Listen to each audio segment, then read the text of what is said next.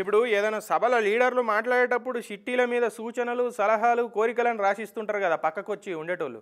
అట్లనే Assam party MP Mallu Ravi sir మాట్లాడుతుంటే ఉట్టి షిట్టిచ్చిరట. ఇక షిట్టీలో ఉన్న చదివి సారు మస్తు గరమైండట. ఇంతకు అందులో ఏం రాసి ఉన్నది అన్నది మనకు తెలవాలంటే ఇగో ఈ ముచ్చట చూడాలి మనం.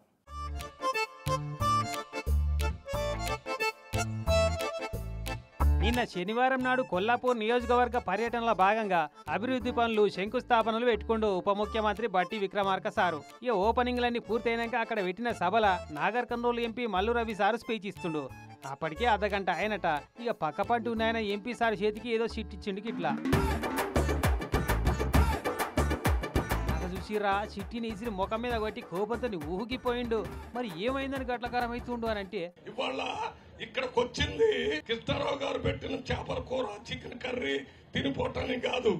ఇక్కడికి వచ్చిన ప్రజలకి ఈ రాష్ట్రంలో ఏం జరుగుతుంది, ఢిల్లీలో ఏం జరుగుతుంది అన్ని విషయాలు ప్రజలకు ఒకసారి మాట్లాడుకోవాలనే ఇక్కడ రావటం జరిగింది. అంతేగాని నీ పేరేంటి?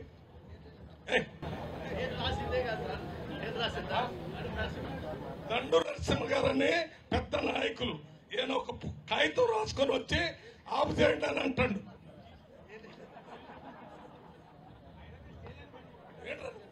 అవతల వల్ల కూర్చోపను ఎవడు పెట్టాడు ఇక్కడ అని అగ్గి మీద గుగ్గిలమైండు. ఆడెవడాడు తప్పది తప్పున్నారా?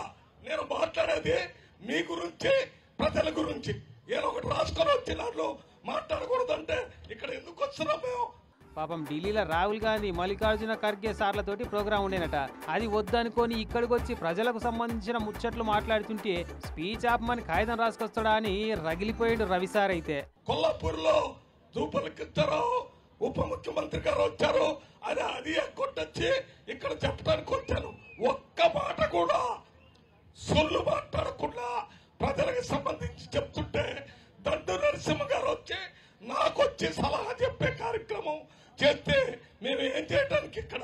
ఇక ఇట్లా మస్తు ఫీల్ అయిపోయాడు మల్లు రవి సారు. వెనకట గిట్టనే ఎవరి స్పీచ్ అన్న వద్దనుకుంటే స్పీచ్ ఉడవక ముందే సప్పట్లు కొట్టేటోళ్ళు ముంగట ఉన్న పబ్లిక్. ఈడ కూడా అసంటి ఆలతే చేసిర్రు ఆ చిట్టి రాసిన వాళ్ళు ఎవరో గాని. ఇట్లుంటా అది మర్యాద. పాపం సార్ను చాలా హట్టు చేసిర్రు.